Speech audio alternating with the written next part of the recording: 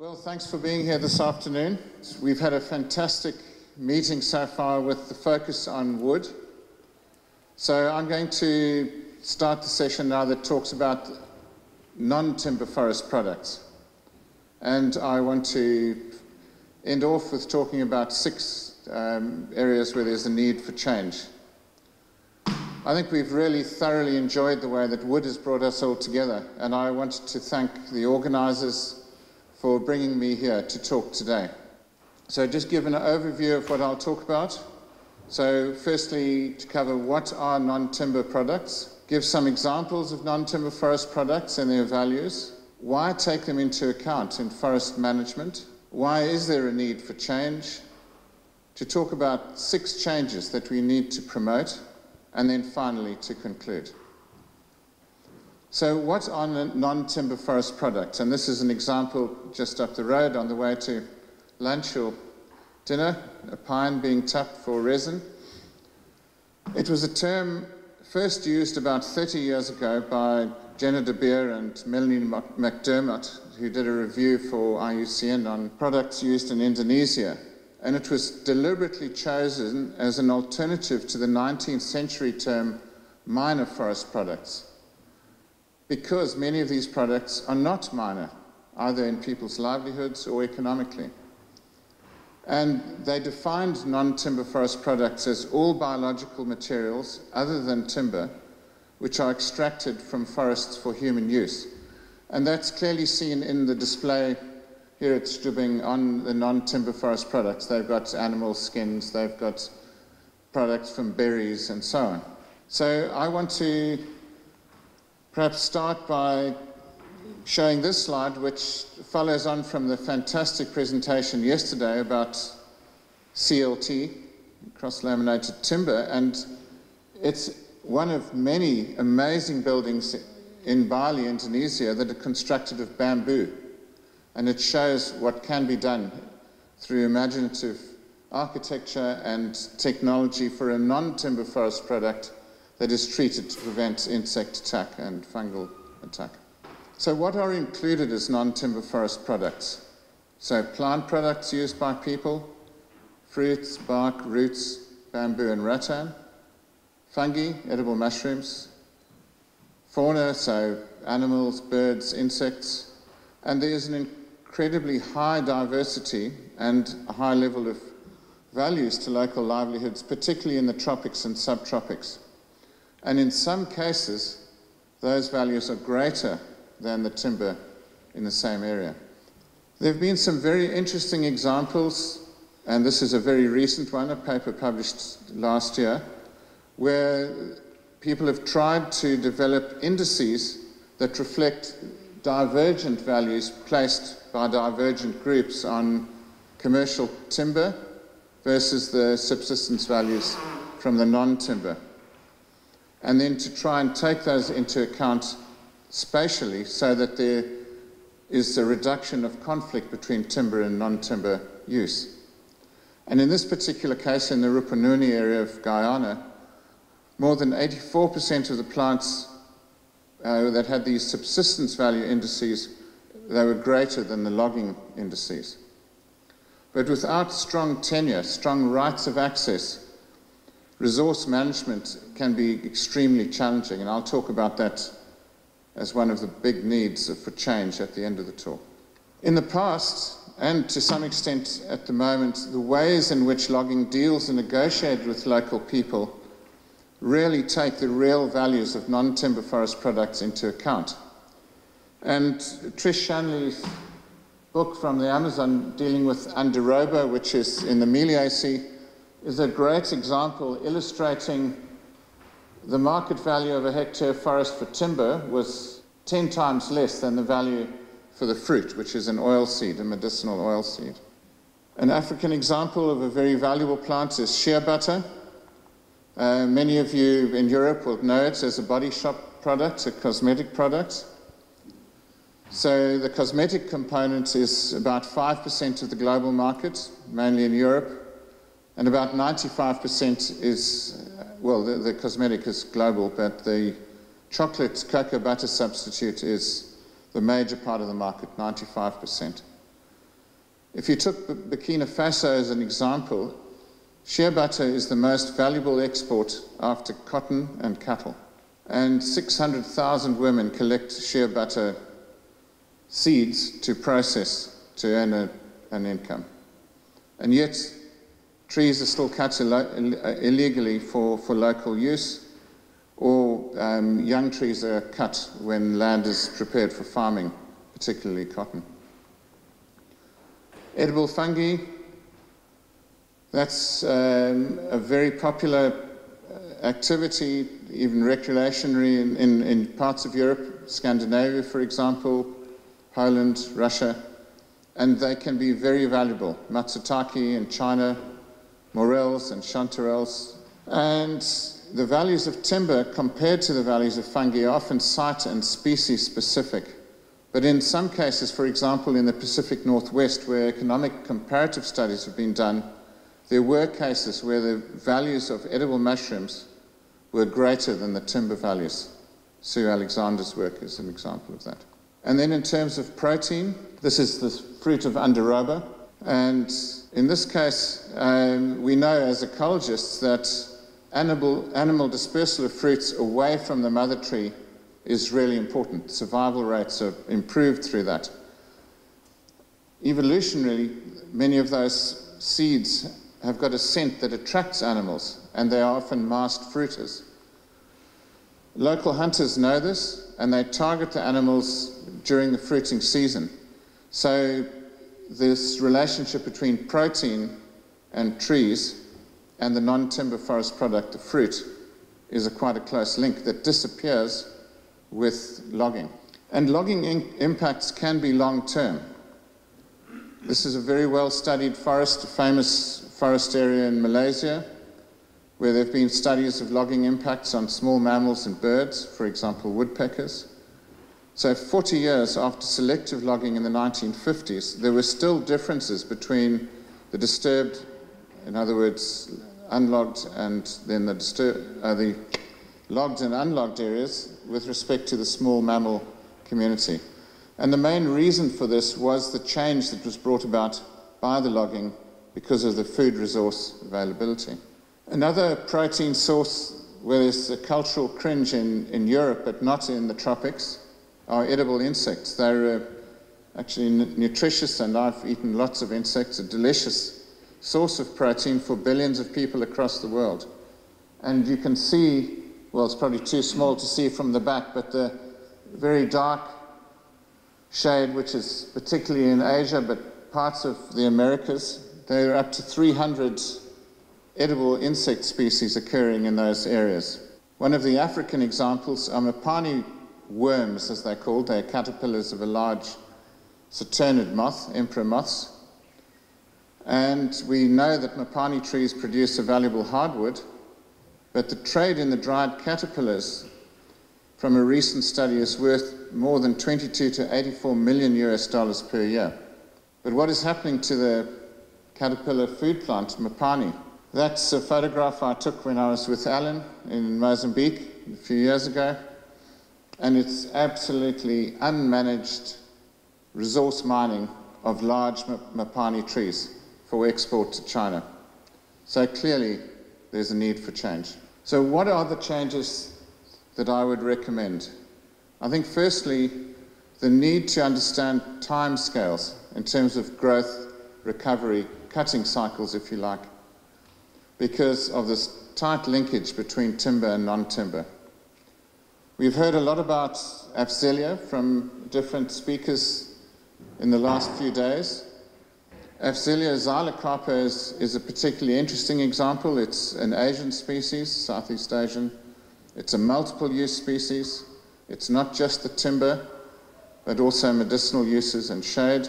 And it's one of the focal species for Hongmu furniture, even though it's not an official Hongmu species. In a study of the Afzelia xylocarpa population by some scientists from Harvard University, where they worked out it's possible to age Afzelia xylocarpa, there were no trees younger than 135 years old in the population, and the oldest tree was 257 years old. Now, this is a population that remained at least at that time, but they have been decimated through Southeast Asia for export to Vietnam and China. Afzelia coanzensis, which is one of the East and Southern African species, has also been decimated. It's also a multiple-use species. It's ectomycorrhizal, they're edible fungi. It produces shade, medicines, and it's a really important species for processing grain stamping mortars. And there's only one study done on the recruitment of the trees, a population study. That was done in Zimbabwe. 0 small trees. They seem to recruit during very high rainfall periods, and survival rates are very, very low. So it's vulnerable to overharvest. And I think it's difficult for us as humans to think of the timescales of the lifespans of trees. Another important change is to understand the drivers of deforestation. 200 years ago, there were less than 1 billion people living on Earth. Today, there are 7 billion, and by 2050, there'll be 10 billion. And there's big demand for land, for food, and land clearing, particularly in developing countries. So there's a need for innovation on food production, more intensified food production, and to improve food security without reducing forest area or woodland area.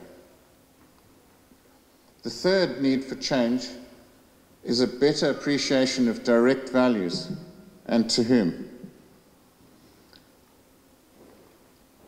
Often there's a major divide between users of timber and non-timber, particularly in the tropics.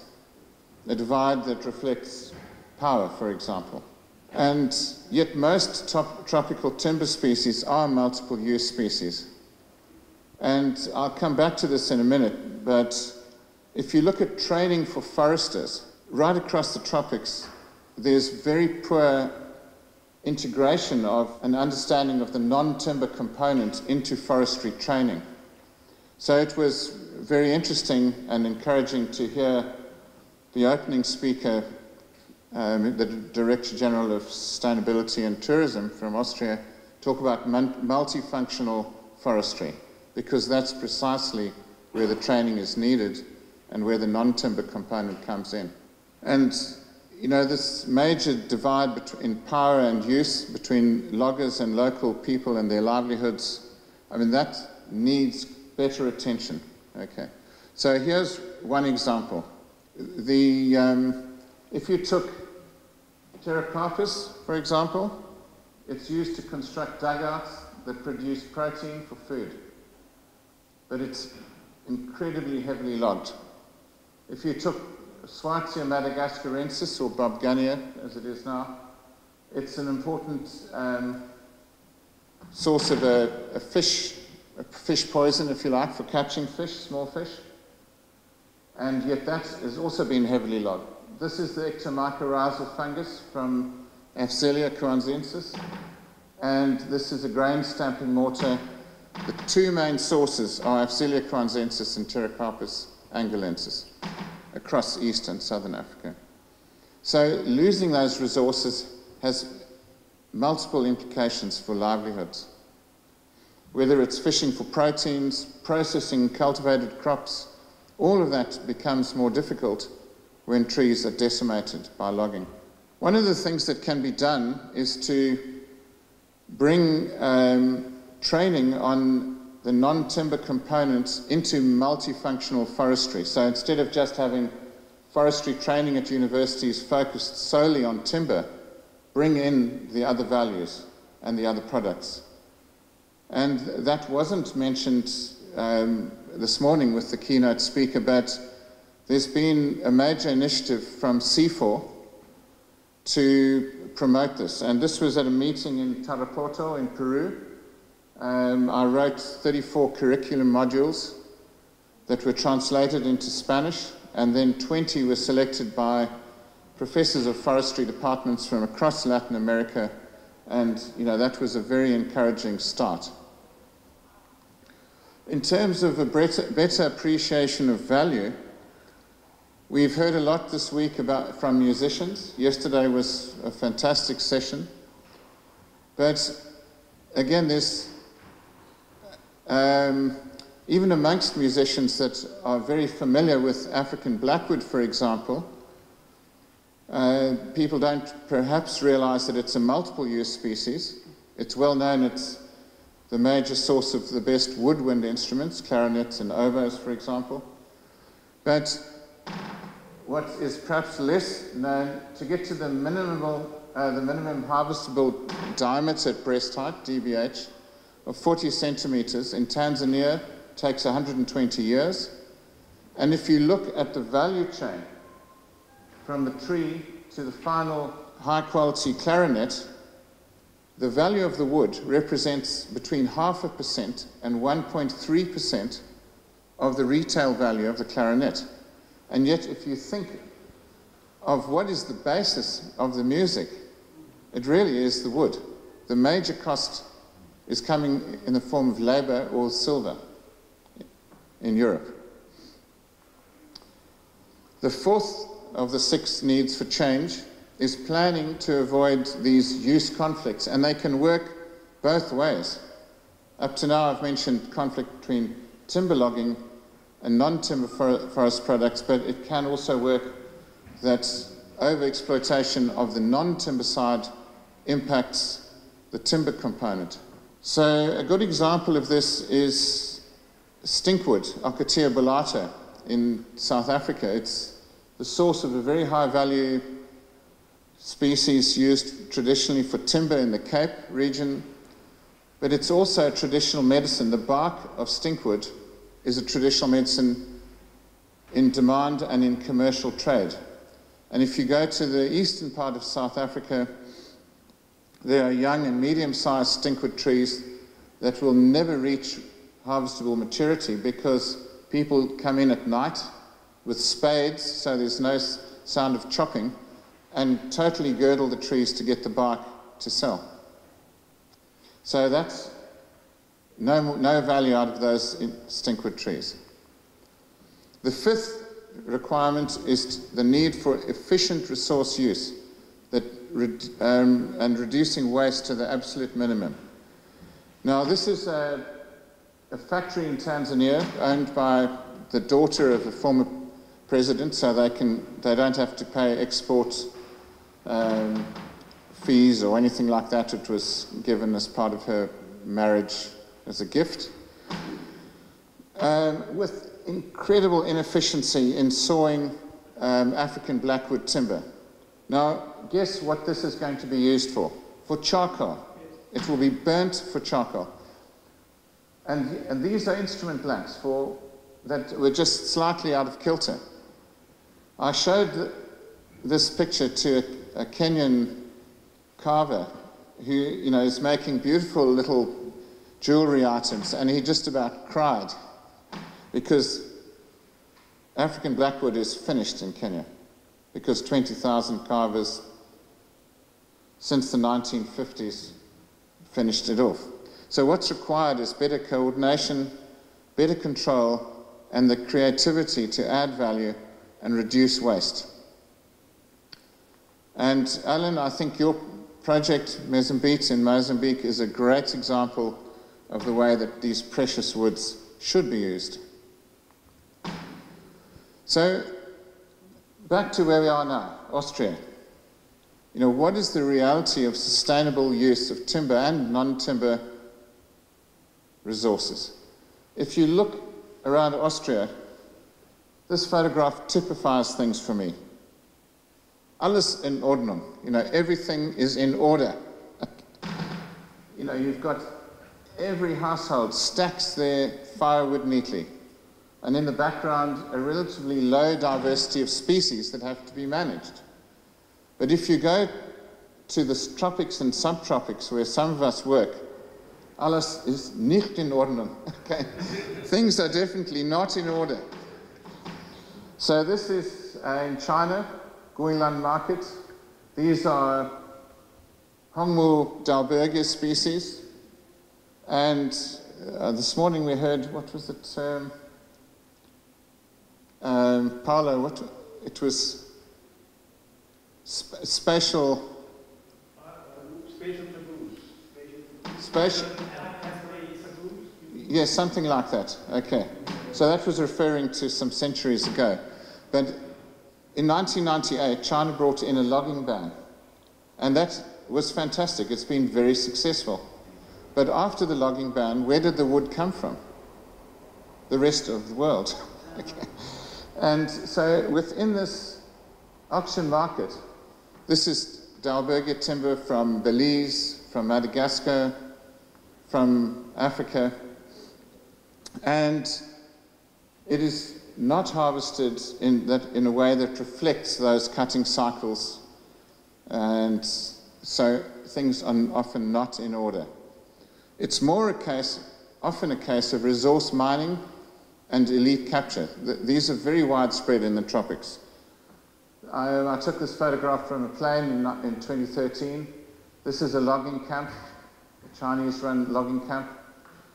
They were shipping out 1,000 containers a year, and this is the timber, and occasionally you get pangolin scales and ivory put in there. This particular person's now moved on. He has a fuel station and is running a crushing plant for the roads. So he's diversified, but the timber is so depleted. That was a smart economic move. But things are not always in order. And often you have good forestry legislation, but powerful elites can circumvent that. This was before an election in Mozambique, and illegal logging was in to finance the ruling party's election campaign in Zambezia. So that brings me to the sixth change, the need to develop creative, comprehensive approaches that deal with illegal logging and corruption, because they affect both timber and non-timber products. And at the moment, it's very difficult. Essentially, you've got the fox looking after the chicken coop. This is very tiny. I'm sorry about that, but it's not a big deal that you can't read. But if you look at, I read this from the back, but these are the people who own logging concessions. General Alberto Chipande, various generals, and essentially they are untouchable. So it's very difficult to have sustainable forest management when forestry departments have very little power, or foresters, or anybody else. So the question is what to do. What to do in an age of the global commodity group. If you took Pterocarpus, these are the numbers of species in different parts of the globe, and ultimately all Pterocarpus are going towards Asia because they have that beautiful red wood. And along that same value chain are things like pangolin scales. So what to do? I think there's an opportunity for integrated action, local, national, and global. And for different multiple use species, these common commodity groups are often sold through the same supply chains, whether they're plant or animal products. Ivory, rhino horn, abalone, and timber, and pangolin scales. So I think we also have an opportunity to raise buyer awareness. It's a bit like Paolo Cerruti's, what was your bottom line there? Where or why? Was it? Why? Ask why. Ask why. So this is a good reason to ask why that relates to Pterocarpus indicus. What is the worst thing you can do to a species that's a re-sprouter? Dig up the roots. That is the end. It's an official Hongmu species, but it also is traded to other parts of the world via barley often, but this is from Timor in Indonesia, upside down, propping up beautiful, tasteful glass shelves in Venice with Murano glass. And I can tell you, because I work in West Timor, the Pterocarpus indicus population is being decimated in an unmanaged way, and it is a multiple use species again. Okay, so how do we conclude? I think there are many impacts on habitats through species-specific overharvest with the ripple effects from timber to non-timber. Good governance at multiple scales is absolutely essential for conservation and sustainable use, and yet elite capture is a major challenge, particularly for these high-value timber and non-timber species. So I think there's an opportunity of backstopping. I think particularly from an African perspective, where poor governance is unfortunately very common, and there is almost zero incentive to go for long-term benefits to society versus the short-term gain to the individuals. But what is interesting is there have been some interesting publications recently that have come out of the Belt and Road Initiative. I'm sure many of you have heard of the One Belt, One Road Initiative. Trying to have, I'll just read this out because you can't read it from the back, a new means to transformative global governance towards sustainable development. There's at least a move towards that goal. But time is running out for good governance and for wise use.